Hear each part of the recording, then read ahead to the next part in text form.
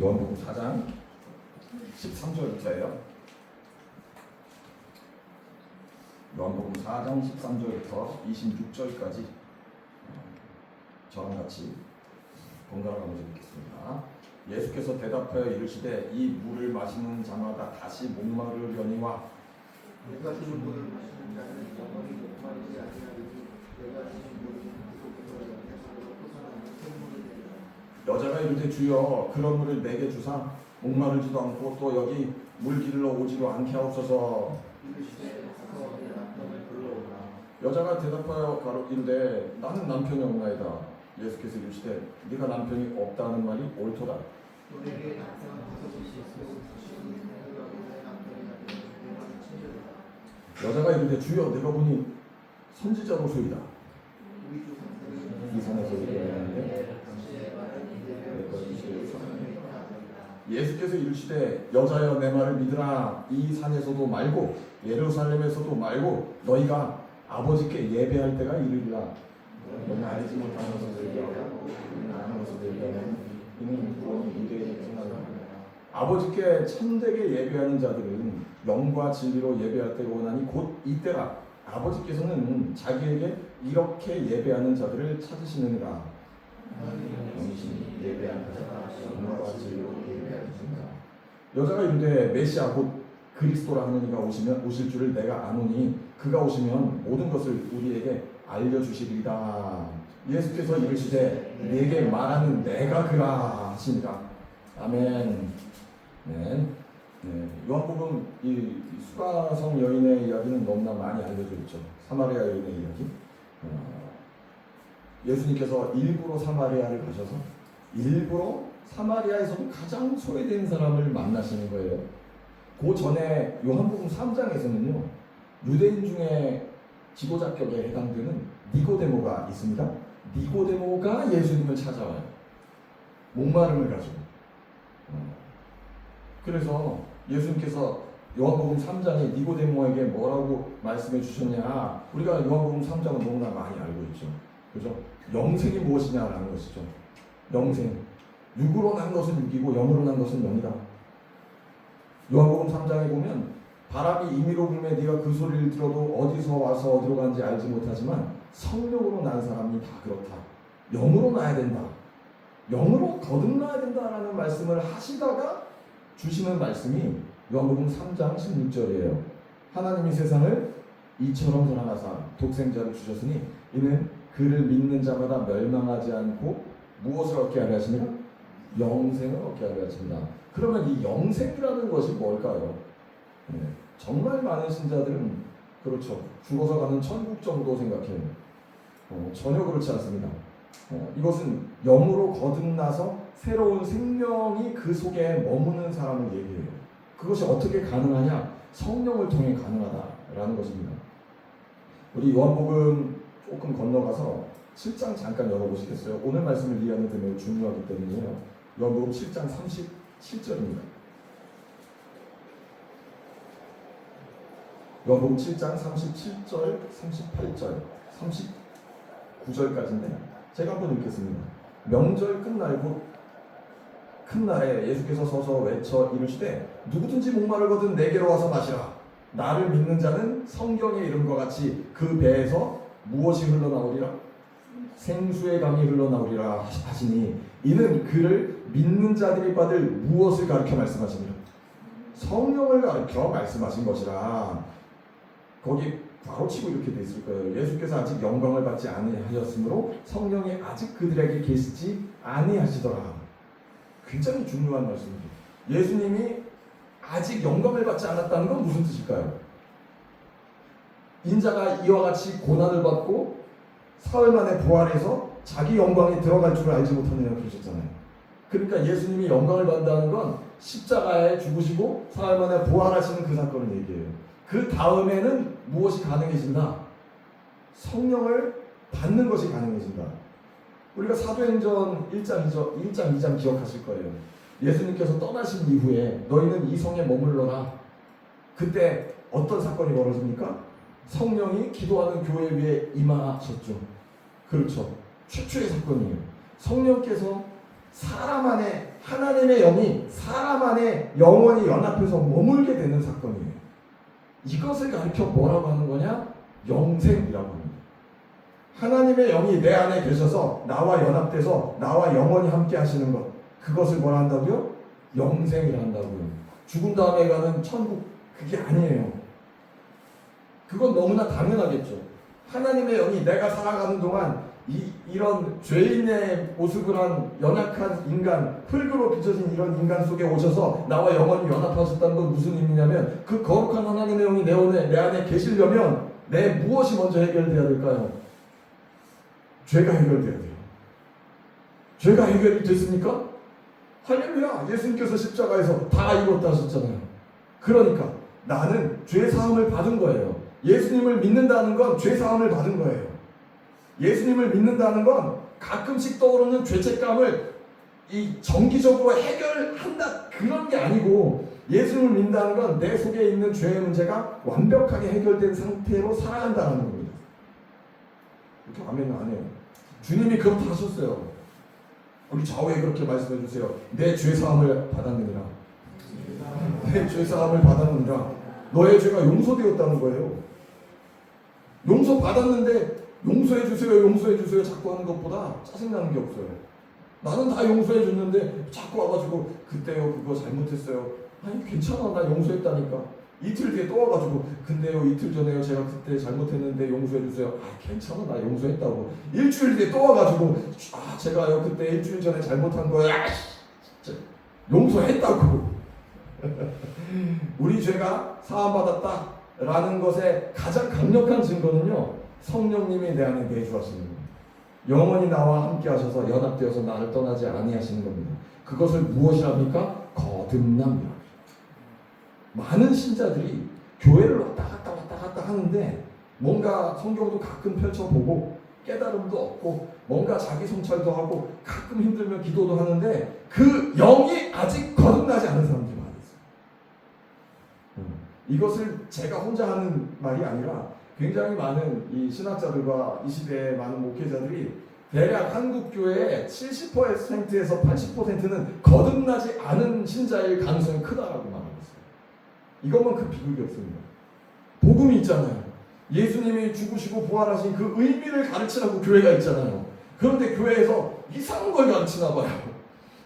여러분 복 받은 줄 아세요? 우리 교회, 저도 그렇고 우리 설교하시는 분들의 메시지 핵심이 뭐예요? 항상 주제가 예수님의 십자가 부활이죠. 아니었어요? 내가 잘못 가르친 거고. 우리는 항상 설교가 예수님의 십자가 부활을 센터에 두기로 했어요. 이미 몇 년 전부터 그렇게 준비하고 연습했어요. 이게 교회의 본질이다. 이게 복음의 본질이다. 예수님의 죽으심과 부활하심으로 살아가는 것이 신자이고, 그래서 그러한 신자들이 계속해서 재생산 가능해지는 것이 교회다. 그런 게 아니라면 교회할 필요가 뭐 있어요? 제가 학원 운영하는 거랑 교회 운영하는 거랑 똑같다 생각을 하면 진짜 웃기는 거죠. 사람이 많아지면 헌금이 모이고, 사람이 많아지면 그 매출이 올라가고, 에이 그건 뭐예요? 장사지. 그건 종교 장사예요. 저는 여기서 여러분과 종교 장사를 하고 싶지 않습니다. 우리 전도사님들 그렇죠? 네. 우리가 하고 싶은 건 뭐냐? 복음의 본질을 지키고 사수했을 때 그 복음의 본질의 능력으로 나타나서 사람들이 바뀌는 거예요. 여러분이 바뀌고, 여러분의 주변 사람이 바뀌고, 여러분의 가정이 바뀌고, 언제 그런 일이 벌어질지 모르겠으나 이 나라가 바뀌는 거예요. 그런데 한 사람이 일생을 살아가는 동안 정말 한 사람에게만 온전한 영향을 끼친다 봐도 굉장히 놀라운 변화가 일어납니다. 3년에 한 사람만 바꾼다. 이 땅에 살아가는 기독교인들의 숫자를 만약에 뭐 지금 1000만은 이제 택도 없고 한 400만 될 것 같은데, 400만도 많아. 자, 300명으로 시작해서 한번 누가 산수자를 한번 계산해 보세요. 우리 승아 어디 갔어? 산수자. 자, 300명이 매년 한 사람을 바꾸는 거예요. 그럼 내년에 600명이 되겠죠. 이런 식으로 변화가 확장되고 나아간다 생각하면요, 얼마 안 걸립니다. 하나님이 우리에게 생명을 주셨어요. 성령의 법으로 우리를 자유케 하셔서 생명을 주셨어요. 그것은 하나님의 영과 더불어서 이 땅을 살아가는 나의 삶 자체가 윤택하여지고 변화되는 것도 있어요. 그러나 반드시 무엇을 향해 나가야 되냐? 생명이 없는 곳을 향해 나갑니다. 물은 높은 곳에서 낮은 곳으로 흘러가요. 당연하겠죠. 이것은 법칙입니다. 불이 있으면 이게 진짜 불이면 옆으로 옮아요. 옮겨붙지 않는다? 그건 가짜 불이겠죠. AI로 만든 그런 겁니다. 거듭난 생명을 가진 자는 반드시 그 주변 사람들을 감화시키고 변화시키게 되는 줄 믿습니다. 이걸 내 능력으로 하는 게 아니라 무엇을 한다고요? 성령의 법으로 한다고요. 오늘 다시 요한복음 4장으로 돌아보면 예수님께서 이 한 여인을 찾아가셨다고요. 사마리아에 장로들도 있고 유력한 사람들도 있고 좀 전략적으로 하시지. 사마리아에 조금 그죠? 사회적 파급력을 끼칠 수 있는 중요한 사람들을 만나서 그렇죠? 뭔가 새로운 얘기를 하시고 좀 하시지. 그렇게 안 하세요. 마치 은밀한 간첩 작전을 수행하듯이 사부작 숨어 들어가서 지켜보다가 낮에 우물가에 나오는 여인 하나 만나시는 거예요. 나 여기서 예수님의 넘치는 자신감을 봐요. 이 한 사람 바뀌면 사마리아 바뀐다는 거죠. 오늘 여러분이 그런 거예요. 제가 그런 거예요. 우리 주님께서 이 한 사람 바뀌면 이 시대가 바뀌고 대한민국 바뀐다라는 마음을 가지신 분이 우리 예수님이십니다. 그래요. 그러니까 변화되지 않으려고 저항하지 마세요. 어느 정도 미지근하게 그냥 뜨뜻한 정도에서 신앙을 유지하고 싶어요. 어떻게? 택도 없는 줄. 예수님 믿었으면 예수님이 내 주님이시고 그분의 생명이 내 생명이 됐으면 이제는 그 생명으로 살아가야죠. 아멘? 그래요. 그래서 우리는 예수님의 영으로 거듭난 사람답게 이제는 그 나라의 일들을 위해서 살아가는 거예요. 그 한 사람으로 예수님이 사마리아 여인 만나신 같이 오늘 저와 여러분을 만나신 줄 믿습니다. 본문을 다시 돌아보면 이 여인이 잘 못 알아들었어요. 좀 약간 영적인 이야기, 형이상학적인 이야기, 상당히 좀 비유적인 이야기, 좀 철학적인 이야기 같이 들렸나 봐요. 내가 누군 줄 알면 네가 진짜 나한테 물을 달라는 텐데 내가 너한테 물 달라는 게 아니고 그게 10절 말씀이거든요. 그랬더니 아니 내가 물 안 주면 당신이 물을 어디서 구해서 먹습니까? 이 우물 엄청 깊은데 아니 그리고 이 우물에서 가문 대대로 우리 이 동네 사람 다 짐승들까지 다 이 우물을 퍼먹고 살았는데 당신이 이 우물판 야옥보다 크니까 야 약간 11절 12절의 이 여인의 말투는 약간 싸가지가 없어요. 그렇잖아요. 아니 이게 10절의 예수님의 말씀과 11, 12절의 여인의 말이 얼마나 언밸런스합니까? 당황스럽죠. 근데 예수님은 이 대화를 이어가시는 거예요. 사실 이 대화는 예수님이 주도권을 가지고 무언가 하나의 방향성으로 끌고 가는 대화예요. 그래서 이제 물이라는 키워드를 가지고 물고 들어가셔서 13절이 나오죠. 너 이 물 아무리 퍼먹어봐라 다시 못 마르지. 이게 말이 우리 성경에 조금 어려운 말로 되어 있으니까 이 물을 마시는 자마다 다시 목마르려니와 막 이러니까 좀 어려워 보이지만 아주 쉬운 얘기예요. 이거 많이 퍼먹어봐. 계속 목마르면 또 계속 퍼먹어보게 되지. 근데 내가 주는 물 먹으면 어떻게 되는 줄 알아? 14절 어떻게 된다고요? 그 속에서 영생하도록 솟아나는 샘물이 되리라. 우리 요한복음 7장 아까 잠깐 봤잖아요. 그걸 무엇을 가르쳐 말씀하신 거라고요? 성령을 가르쳐 말씀하신 거예요. 그러니까 너 진짜 내가 주는 물 먹게 되면 이건 게임 끝난다. 네 인생은 여기서 완전히 치료되고 바뀐다라는 거죠. 그럼 이제 인생의 문제죠. 이 여인이 가진 목마름의 문제를 향해 다시 들어갑니다. 왜냐하면 이 여인이 지금 육체의 목마름이 아니라 영적인 목마름을 얘기해야 이게 대화가 들어갈 거잖아요. 그러니까 물 가지고 키워드 들어가서 목마름으로, 그리고 그것은 물리적인 이 육체의 목마름이 아니라 영적인 목마름이야 라는 것으로 끌어가시면서 15절에 매우 도발적인 말씀을 하시죠. 뭐라고요? 야, 남편 불러. 여러분 이 여인의 삶이요, 이거는 정말 그 요즘 표현으로 긁는 거. 이거는 효자손으로 긁는 거 아니에요. 이 정도면 갈쿠리로 긁는 거야. 왜냐면 이 여인의 삶이 어땠냐면 그 17절에 예수님이 하신 말씀 보면 남편 5이 있었는데 지금 있는 남자는 네 남편이 아니다. 그러니까 이 여자는 남편이 없다라는 거죠. 그러니까 정식 혼인 관계가 아닌 상태에서 남자를 여러 명 바꿔치기 했네 이렇게 얘기하면 이 시대를 잘못 이해한 거예요. 이때는 여성에게 주도권이 없어요. 남성에게 있어요.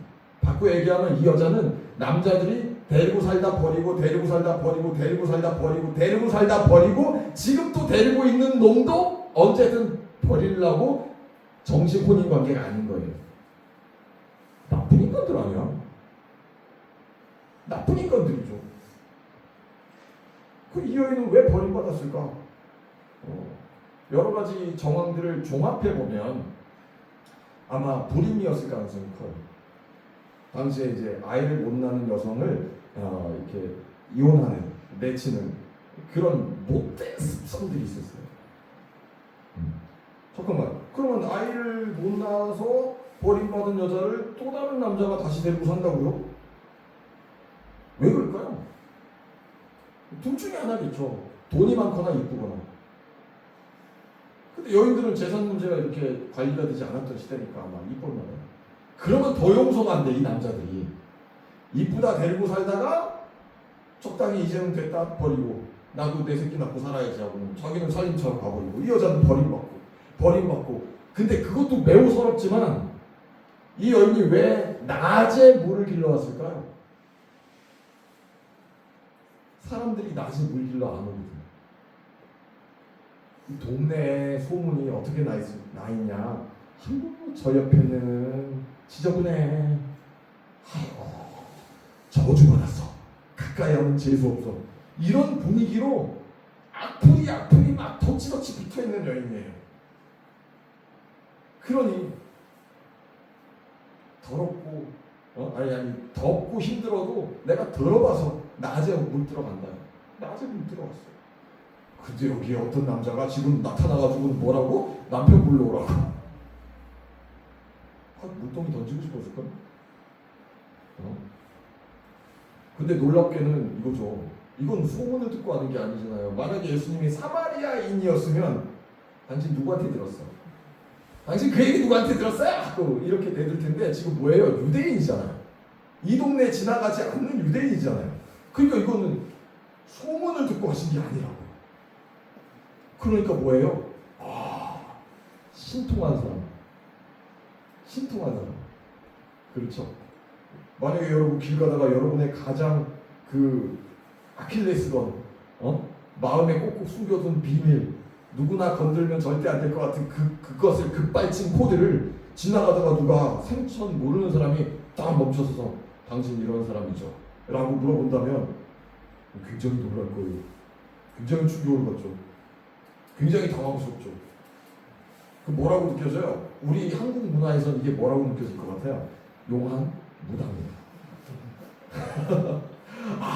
그러면 이제 물어봐야지. 계속 물어봐야지. 자, 다행스럽게도 사마리아는 이런 샤머니즘은 아니었어요. 나름의 유대교에서부터 파생한 사마리아 신앙을 갖고 있어요. 자기들의 성전이 있고 자기들의 율법이 있고 유일신을 믿어요. 다만 답답한 건 뭐냐면 이게 약간 그 정통 유대교에서부터 벗어났기 때문에 제대로 알고 가르쳐 주는 사람이 없어요. 다 알딸딸해요. 성경 말씀이 뭔지 잘 몰라요. 그냥 옛날에 그렇게 했으니까 계속 하고 있는 아주 촌동네 분위기라고요. 어디 물어볼 데가 없죠. 그럼 이 여인에게 있어서 가장 깊은 고민과 갈망은 무엇이었을까? 여러분이 이 여인의 삶이라고 한번 상상을 해보죠. 끔찍하겠다. 완전 인생 망가진 거 아니에요. 이번 생은 망했어. 이 생 망하고 사는 거예요. 이 생 망. 나는 저주받았어. 그러다가 어떤 고민을 갖게 될까요? 하나님을 믿는다니까요. 이 여인은 지금. 그러니까 믿음도 알고 잘잖아요. 하나님을 믿는다고. 하나님을 믿는데 그러면 어떤 질문을 하게 돼요? 왜 하나님께서 나에게 이런 상황을 허락하셨는가? 왜 나는? 왜 나는 이래야 돼요? 왜 나는 이러고 살고 있죠? 왜 내 삶에는 이런 어려움들이 있죠? 사람들 말대로 진짜 나 저주받은 거예요? 하나님 당신이 계시다면 나는 뭐죠? 하늘은 침묵합니다. 종교 시스템은 침묵합니다. 마을에서는 침묵합니다. 답답했을 거예요. 그런데 지금 예수님이 이렇게 말씀하시자 이 여인이 뭐라 그러냐? 뭘 물어봐요? 20절의 여인의 이 선지자로소이다. 당신 보통 아니군요. 20절의 첫 번째 질문이 뭡니까? 예배. 이거 너무너무 중요한 겁니다. 예배예요. 여러분 불가에는 아까 설교 시간에 불교의 얘기를 해서 그런데 사실은 지난 주일에 그 봉문사 갔다 왔지롱. 아내랑 강남 데이트하 서초동 데이트하다가 야 여기 무슨 절이 있어 하고 들어갔었어. 석가탄신을 준비한다고 뭐 연등 쫙 끌어놓고 여기 예쁘더라고요. 알렸다고. 네. 우리 아내는 약간 영적으로 예민해서 그런데 오래 있으면 싫어해요. 저는 약간 둔해서 그런지 나름의 미가 있다. 미학적으로 좀 보고 왔는데 네. 불교에 뭐가 있냐면 오체투지라고 들어보셨어요? 신체의 5부위를 바닥에 대고 엎드리는 거예요. 팔꿈치 2개, 무릎 2개. 그 다음에 이마. 그 완전 엎드리는 거 일자로. 이걸 오체투지라고 해요. 보통 불가에서는 어떤 그 수행을 위해서 해요. 힘들잖아. 앞으로 지침을 3,000번 한다 생각해보라고. 이거 엄청 힘들잖아요. 앞으로 지침 안 해보셨구나. 여성 동지들은 네, 그 군대 가면 있어요. 앞으로 지침 뒤로 지침, 앞으로 지침 뒤로 지침. 앞으로 지침을 3,000번을 하면서 자신에게 있는 업보, 불교에서 업보라고 그러죠. 뭔가 자기의 어떤 나쁜 행실의 결과들을 이걸로 씻어낸다는 거예요. 고행을 해서 씻어낸다. 무슨 말인지 알겠죠? 근데 이 오체투지가 사실은 절에서 마룻바닥에서 하는 게 아니고요. 정통 불교에서는 순례를 이걸로 하는 거예요. 수백 킬로미터의 길을 오체투지를 하면서 지렁이가 기어가듯이 기어가요. 이걸 삼보일배라고 해요. 3번 걸음하고 1번 쫙. 그 다음에 손 닿는 데서 다시 일어서서 3번 걸음하고 앞으로 쫙. 이렇게 1년이고 2년이고 가요. 뭘 찾아서? 답을 찾아서. 뭘 찾아서? 진리를 찾아서. 인생 살아보니 인생은 고통밖에 없고 내 인생을 돌아보니 고통밖에 없었고 그러면 어찌하면 나는 이 고통에서 벗어날 수 있을까? 무엇이 구원일까? 무엇이 진리일까? 이걸 찾아서 쫙 엎드리면서 고행을 하는 거예요. 답을 찾는 거예요.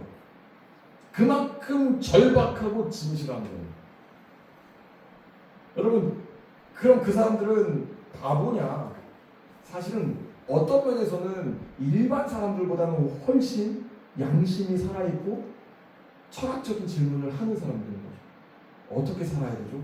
삶이란 무엇이죠? 요즘 중학생들하고 그 데미안 수업을 하고 있어요. 기회되고 나랑 데미안 수업 펑펑 하면 좋은데 눈물 펑펑 날지 몰라요. 나는 누구냐라는 질문 속에 들어가는 거거든요. 네, 나는 누구냐? 별로 고민 안 하고 살아요. 여러분 고민하셨던 청소년 시절이 있나요? 난 뭐지? 나 왜 살지? 지금은 하시나요? 난 누구지? 나 어디로 가지? 내 존재는 뭐지? 산다는 건 뭐지? 사실 이런 질문을 계속 하는 것은 좋은 거잖아요. 맞죠? 그냥 아무 생각 없이 밥만 먹고 똥만 싸면 그게 인생이 아니잖아요. 인생의 의미를 찾아가야죠. 그러니 오체투지하고 진리를 찾는 사람들은 굉장히 진실하고 굉장히 갈급한 사람들이고 그것은 오히려 정상적인 인간의 상태라고. 자, 그런데 이 여인이 딱 그거는 거죠. 주여 내가 보니까 선지자로소이다. 예배 어떻게 해야 돼요? 예배가 뭐예요? 그러니까 이 여인의 생각 속에 뭐냐? 참된 하나님을 만나서 예배할 수 있게 되면 이 수세월의 문제가 풀린다는 걸 알고 있는 거예요. 그걸 모르겠거든요. 어디로 가야 되는지 모르겠는데 누가 열쇠를 나에게 줄 수 있나요? 어떤 문을 어떻게 두드리고 열어야 되나요? 그 문을 누가 가르쳐 줄 수 있냐는 거예요. 나는 이것도 두드려보고 저것도 두드려봤는데 어떤 것들도 열려지지 않고 다 열쇠 구멍인데 난 열쇠도 없고 문 중에 어떤 게 맞는 건지만 알아도 거기에 가서라도 기다릴 텐데 그것도 모르겠고 우리는 여기 그리심산에서 예배하는데 유대인들은 예루살렘이라고 하던데 나는 예루살렘 가면 죽는데요. 사마리아인들은 예루살렘 성전 가면 죽었어요. 아세요? 사마리아인은 예루살렘 성전에 들어가면 죽였어요. 성전을 모독한다고. 갈 수가 없어요. 도대체 뭐가 봤습니까? 나는 하나님을 만나서 진리를 발견하고 내 삶의 문제를 해결받고 싶습니다. 오늘 이것이 아직 여기에 내가 진짜 하나님 만나지 못한 것 같다. 내 안에 성령이 계셔서 내가 하나님의 영과 연합해서 사는 사람이 아닌 것 같다라고 느껴지는 분에게는 정말 필요한 말씀인 거예요. 나 어디로 가야 되나요? 나 어디서 예배해야 되나요? 두드리세요. 찾으세요. 두드린 자에게 열릴지어다. 찾는 자에게 발견될 겁니다. 내가 찾고 두드려야 돼요. 내 마음의 문은 손잡이가 안에 있어요. 예수님이 밖에 서서 두드려 주시죠. 얘야, 고만하고 문 좀 열자. 네 힘으로 안 된다, 카이. 문 좀 깨라라. 탁탁탁탁 두드리는데 듣도 않고 무시 까고 집에서는 막 내 마음속에서는 온갖 난장판 난리가 다 쳐 있는데도 아직 내가 할 수 있어요. 아직 내가 할 수 있어요. 언제까지? 주님께 순복하셔야 돼요. 마음문을 여셔야 돼요. 그것은 어떤 상황에서 열게 되냐? 주님 없이 안 되겠습니다. 이 진리를 모르고 내가 안 되겠습니다라는 절박함이 좀 있습니다. 갈망이에요. 그 진실한 갈망이에요. 그러자 이제 21절에 예수님께서 이 얘기 하시려고 여기까지 온 거야. 왜냐하면 이 여인의 지적 수준이 높지 않아요. 그래서 이 깨달음을 주시기 위해서 예수님이 쫙 끌고 들어가셔서 21절에 여자여 내 말을 믿으라. 여도 아니고 예루살렘도 아니다. 그러면서 22절로 넘어가 보세요. 아버지께 예배하는 자는 어떻게 예배해야 된다? 23절이군요. 노아니어서 영과 진리로 예배할 때가 오는데 지금이다. 저는 여기에 질문이 생겨요. 영과 진리로 예배한다라는 말을 이 여자가 알아들었을까요? 여러분은 알아들으셨어요? 23절 다시 한번 들여다보세요. 아버지께 참되게 예배한 자들은 영과 진리로 예배할 때가 온다. 24절에도 하나님은 영이신 예배한 자가 무엇으로 예배한다? 영과 진리로 예배한다. 여러분 영과 진리가 뭐예요? 정말 무수히 많은 설교를 들어봤는데 가장 보수적이고 뭔가 시스템적으로 알려주는 사람들은 이렇게 알려줘요. 자, 여기는 지금 성삼위 하나님, 아버지, 아들, 성령이 다 나왔어요. 아버지 하나님을 예배할 때 진리신 예수님으로 성령님으로의 도움을 받아서 예배하는 거예요. 이렇게 가르치는 경우도 많습니다. 틀리지 않아요. 그렇게 적용해도 문제없다고 봅니다. 저도 그렇게 가르쳤던 기억들도 있고요. 때로 필요하다면 그렇게도 가르칠 수 있을 것 같아요. 그런데 정직하게 본문의 맥락 속에서 이 영과 진리는요 좀 다른 겁니다. 왜냐하면 이 여인은 지금 뭘 물었어요? 여기냐 저기냐를 물었어요. 물리적 공간을 물었어요. 그 물리적 공간에 가면 성전이라는 건축물이 있어요. 그 성전이라는 건축물에서는 예배, 의식, 행위가 있어요. 절차가 있고 과정이 있고 뭔가 내 몸으로 뭔가 해야 되는 일들이 있어요. 그것을 제사라 그러고 예배라 그랬어요.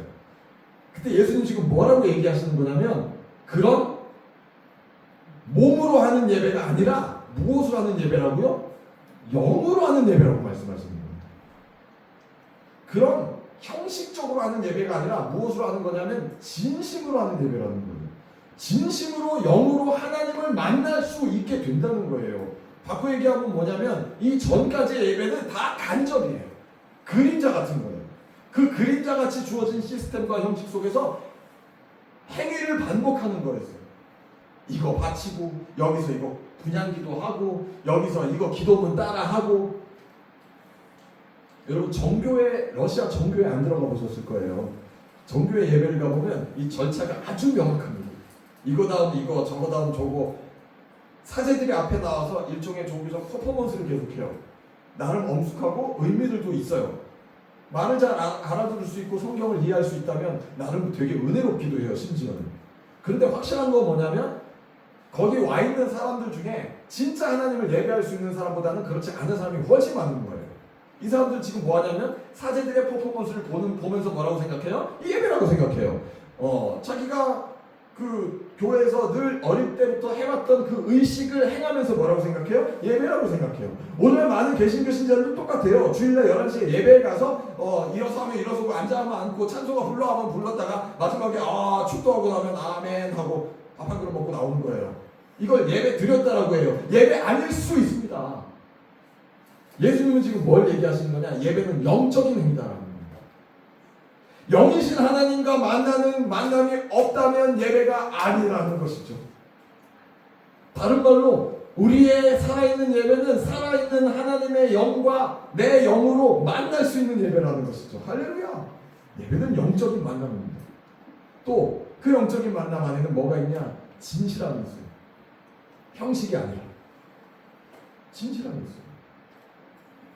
재밌는 비유인데, 자, 몇 번 제가 말씀드린 적이 있을 거예요. 기억나시는 분 있을까 모르겠어요. 결혼 기념일에 남편이 아내에게 장미꽃다발을 주는 그런 관습이 있다 생각을 해요.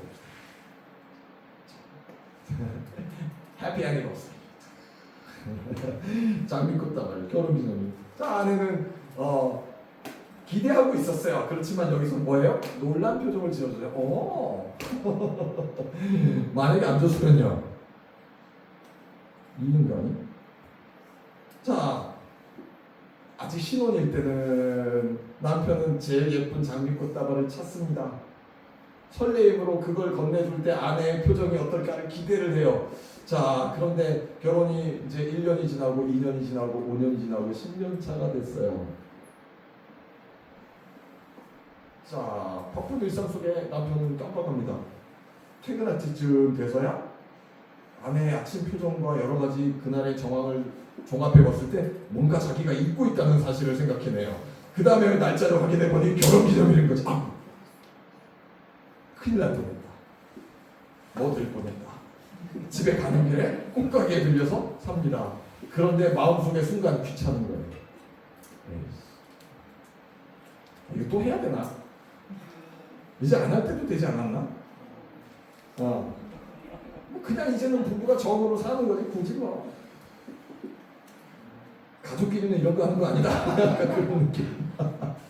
여기 신혼부부가 와 있어서 미안하긴 한데, 자, 만약에 이런 마음으로 남편이 꽃다발을 들고 집으로 가서, 그렇지만 표정 밝게 생존을 위한 겁니다. 표정을 밝게 하고 꽃다발을 딱 줬어요. 아내도 자, 까먹고 있는 줄 알았는데 기억했네 이러면서 받아줬어요. 그런데 제가 한 가지 질문할게요. 만약에 이 아내가 진짜 6번째 센스가 있어서 남편의 마음의 소리를 들을 수 있는 능력이 있었다 생각해요.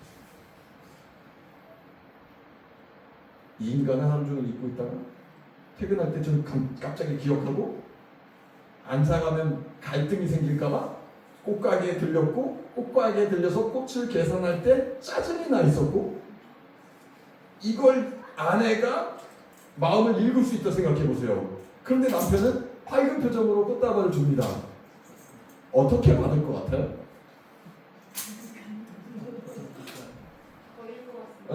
그래요.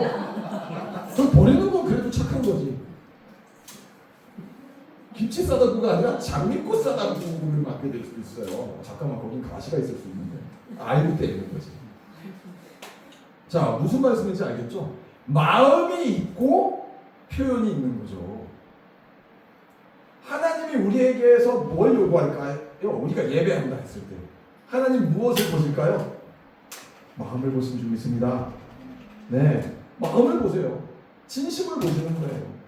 그러면 예배 올 때마다 아이고 내 마음이 막 하나님 기뻐하는 마음으로 세팅을 해서 와야 되겠네요. 또 이렇게 착각하면 안 돼요. 있는 모습 그대로요. 꾸미는 것 필요 없습니다. 꾸며봐야 소용없어요. 자, 우리 좌우에 그렇게 말해주세요. 꾸며봐야 소용없다. 꾸며봐야 소용없어요. 하나님은 무엇을 보신다고요? 마음이에요. 심지어 이럴 때 있어요. 솔직히 예배 오기 싫을 때 있잖아. 저기 우리 승아가 나를 쳐다보다가 눈을 돌리는데 예배 오기 피곤하고 싫을 때 있죠. 아 오늘 하루 째자. 그렇지만 또 의무감에 오게 될 때가 있죠. 그렇죠. 그때 약간 좀 시무시무하게 예배에 앉아 있다고요. 저도 그래 봤어요. 심지어는 설교하기 싫은 날도 있어요. 시험 들까요? 저도 사람이에요. 네. 근데 그럴 때 뭐라고 마음의 고백을 하냐? 하나님 저 오늘 예배 진짜 하기 싫었어요. 그럼 하나님께서 너희 자식 봐라 이러실까요? 그래 정직한 제 고백을 들으시고 아시는 거예요. 나도 안다. 그럼 그 다음에 내 마음에 들리는 음성은 뭔지 아세요? 그래도 잘 왔다 해. 야 그래도 너 왔네 잘. 그래도 너 지금 나를 선택해서 고맙다. 그게 황송해요. 하나님께서 그런 마음으로 저를 웰컴해 주실 때. 네. 그래서 얼른 정신을 차리죠. 찬양도 하기 전에 설교하기 전에. 아이고 제가요. 그리고 기도하고 있으면 내 속에 뭐가 있어요? 하나님의 영이 계시잖아요. 그렇죠. 그 하나님의 영이 내 안에 계셔서 나를 바꿔주세요. 근데 이게 기계적으로 바꾸는 게 아니에요. 막 갑자기 무슨 그 새로운 코드가 주입되는 것처럼 막 기분이 막 안 좋아, 꿀꿀하고 안 좋았다 갑자기 예배 드려야지 이렇게 버튼이 눌러지는 게 아니라고요. 제 모든 인격적인 교감들 과정 사이에서 뭔가 놀라운 일이 벌어져요. 난 아까까지는 하나님을 막 그렇게 열렬히 찬양하고 싶은 마음이 잘 없는 상태로 여기로 왔는데 지금 찬양의 은혜가 쏟아져요. 어떻게 된 일이죠? 나 아까 주차장에서 올라오기 전에 아내랑 싸우고 왔는데 갑자기 막 찬양이 쏟아진다고요. 아니 아까 그랬다는 얘기 아니고 예언이잖아요. 어떻게 그런 일이 벌어지죠? 뭐에 홀린 건가요? No. 내 속에 누가 계세요? 하나님의 영이 계세요. 할렐루야. 그래서 나는 영으로 진리로 예배할 수 있는 겁니다. 그렇게 여기에 계신 하나님을 만날 수 있는 거예요.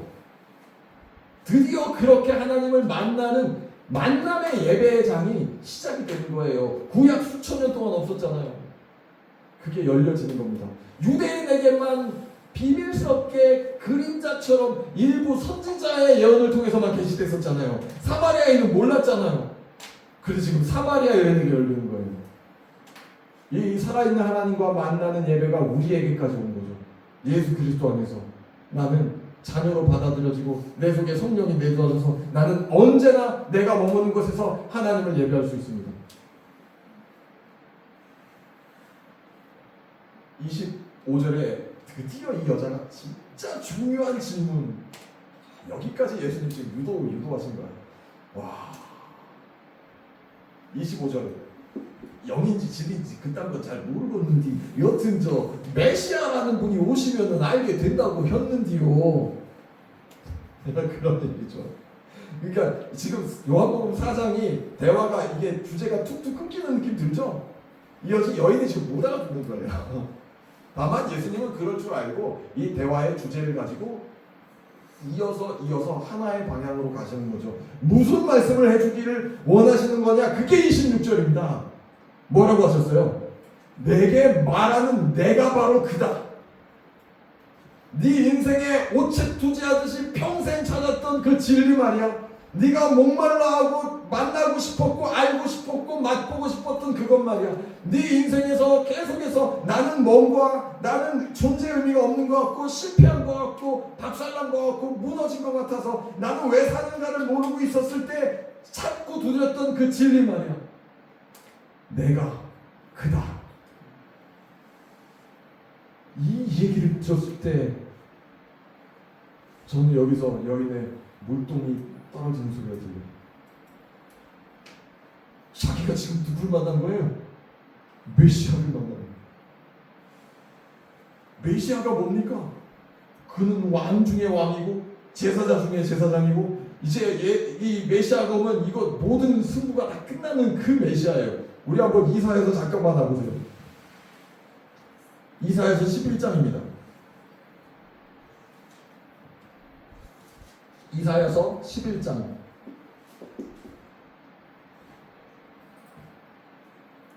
1절 이새의 줄기에서 한 싹이 나며 그 뿌리에서 한 가지가 나서 결실할 것이요. 이새는 다윗의 아버지죠. 그러니까 다윗의 자손으로 누가 온다는 거죠. 그의 위에 여호와의 영 곧 지혜와 총명의 영이요 모략과 재능의 영이요 지식과 여호와를 경외하는 영이 강림하시리니 누구에게요? 메시아에게. 그가 여호와를 경외함으로 즐거움을 삼을 것이며 그의 눈에 보이는 대로 심판하지 아니하며 그의 귀에 들리는 대로 판단하지 아니하며 공의로 가난한 자를 심판하며 정직으로 세상의 겸손한 자를 판단할 것이며 그의 입에 막대기로 세상을 치며 그의 입술의 기운으로 악인을 죽일 것이며 공의로 그의 허리띠를 서누며 성실로 그의 몸의 띠를 삼으리라. 참된 왕이 오셔서 그동안 약자라고 가난하다고 소외되고 무시받고 억압받던 그들에게 심판이 뭐겠어요? 너네는 존귀한 하나님의 백성이야 라는 것이 그들에게는 그것이 이 하나님의 심판인 거예요. 복되도다 너희 심령이 가난한 자들이여, 복되도다 너희 지금 슬퍼하는 자들이여, 천국이 너희 것이다. 내가 너희의 왕이다 이거죠. 할렐루야. 그들을 억압했던 악인들에게는 뭐라고요? 공의를 나타내신다고요. 너희는 띠끼들, 내가 사랑하고 귀하게 여기는 내 백성을 짓밟았지. 핵사이다를 날려주시는 거죠. 메시아가 오시는 거예요. 10절로 가보시겠어요? 그날에 이새의 뿌리에서 한 싹이 나서 만민의 깃발로 설 것이요 열방이 그에게로 돌아오리니. 할렐루야. 그러면서 이 메시아 예언의 연장선에서 12장이 있어요. 12장에 짧으니까 한번 잘 보세요. 그날에 내가 말하기를, 그날이에요. 그날 메시아가 오시는 그날에 여호와여 주께서 전에는 내게 노하셨으나 이제는 주의 진노가 돌아섰고 또 주께서 나를 안위하시오니 내가 주께 감사하겠나이다 할 것이니라. 보라 하나님은 나의 무엇이다? 구원이시라.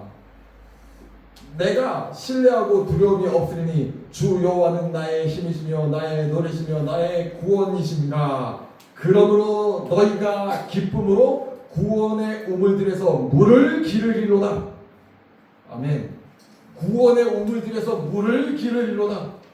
그 배에서 생수의 강이 흘러나리라 하신 예언을 쭉 따라가시면 지금 이사야의 이 메시아 예언장이 나오는 거예요. 메시아가 오시면 하나님의 완전한 구원이 나타날 것이고 영원히 목마르지 않는 물을 주신다는 거죠. 그런데 예수님이 오늘 그 메시아로 오셔서 이 구석탱이 사마리아 동네에 가장 소외된 이 여인을 찾아오셔서 뭐라고 말씀해 주셨어요? 내가 그다. 이 여인의 인생은 여기서 바뀌는 겁니다. 이 여인의 인생이 여기서 바뀌는 거예요. 사마리아 여인, 이 여인은 지금 예수님을 이제 믿었을까요? 그럼요. 나를 믿는 자는 그 배에서 생수의 강이 흘러나리라. 언젠가 오순절에 성령이 임하시고 첫 신자들 집단 중에 이 여인도 있었을 것이라고 상상해 보는 거죠. 그 사마리아의 이 여인의 증언을 통해서 예수님을 알게 된 자들이 3, 4, 5 모여서 기도하고 있는 그곳에도 성령이 임하셨던 것을 상상해 볼 수 있는 것이죠. 그들이 사마리아의 온 동네를 다니면서 복음을 증거하기 시작하는 것이죠. 어떻게 그 일이 가능합니까? 나를 믿는 자는 그 배에서 생수의 강이 흘러나리라. 할렐루야. 하나님께서 오늘 그 일을 저와 여러분 가운데 행해 주시기를 사모합니다. 생수의 강이 흘러나오는 삶을 살아야죠. 우물 다 말라 비틀어져가지고 파가지고 팍팍 긁는 삶을 살면 안 되겠죠. 넘치는 삶을 주시기를 원하십니다. 내가 온 것은 양으로 생명을 얻게 하고 더 풍성히 얻게 하려는 것이라 우리 주님 말씀하셨습니다. 예수님을 믿는 자는 넘치는 삶을 사는 것입니다. 그 생명의 삶을 사는 것입니다. 그 생명이 내 강의 그 생수의 강처럼 나에게서 흘러 넘치는 삶을 살게 되는 건 줄 믿습니다. 그것은 어떻게 가능합니까? 성령의 약속이 이루어지는 것이죠. 오늘 예수님을 아직 진짜 나의 메시아로 믿지 않는 자가 있다면 마음을 여세요. 제가 오늘 사마리아 여행 갔습니다. 제 인생 망가져 있는 것 같고 답 없는 것 같고 잘 모르겠고 의미 없는 것 같고 오늘 기도하실 때 마음을 열고 예수님 나의 주 나의 하나님 나의 구원자로 들어와 주시옵소서 오실 거예요. 그 안에 오셔서 이제 바뀌는 겁니다. 그리고 성령을 선물로 주십니다. 세상을 이기게 됩니다. 세상을 이기는 평화가 있어요. 돈 그까이 거 아무것도 아닙니다. 살고 있으면 돈이 되게 커 보여요. 제가 이 설교 많이 하죠. 우리 나이쯤 되면 그래 보일 수 있어요. 숫자 무섭습니다. 무서워요. 저도 알아요. 그런데 성령 충만하면 이깁니다. 왜 아멘 하면서요? 성령 충만하면 숫자 따위 이깁니다.